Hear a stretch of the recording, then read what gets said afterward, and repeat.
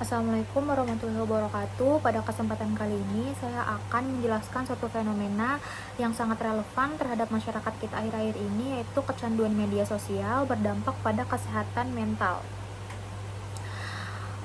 Kecanduan media sosial ini dapat menurunkan tingkat konsentrasi dan produktivitas. Penggunaan media sosial yang berlebihan membuat seseorang terbiasa menerima informasi itu secara cepat singkat.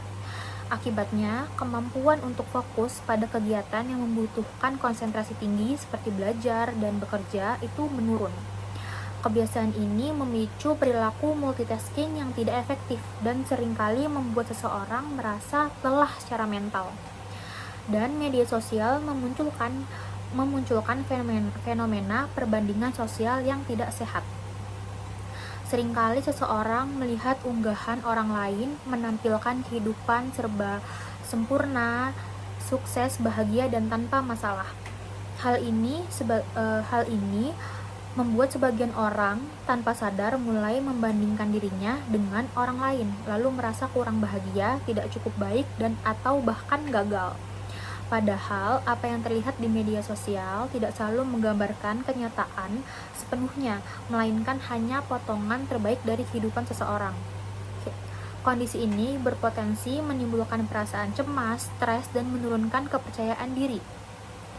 Dan kecanduan media sosial dapat menyebabkan resiko meningkatnya kesehatan mental, seperti anxiety hingga depresi.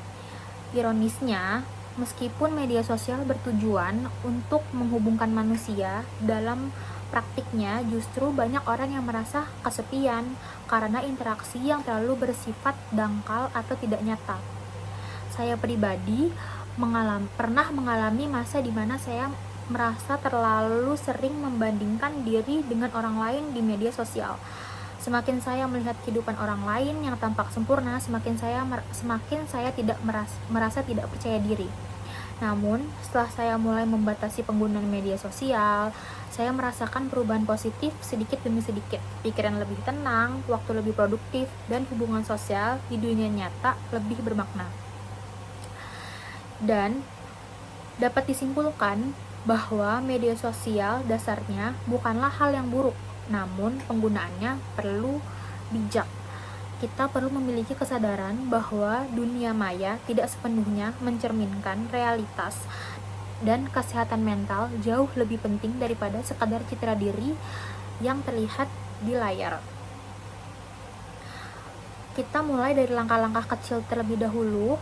Batasi penggunaan media sosial, pilih konten yang bermanfaat, dan gunakan teknologi sebagai alat untuk berkembang, bukan sebagai sumber tekanan.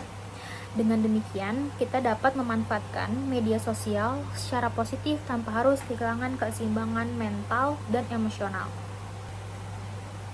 Sekian dari saya, terima kasih atas perhatiannya. Assalamualaikum warahmatullahi wabarakatuh.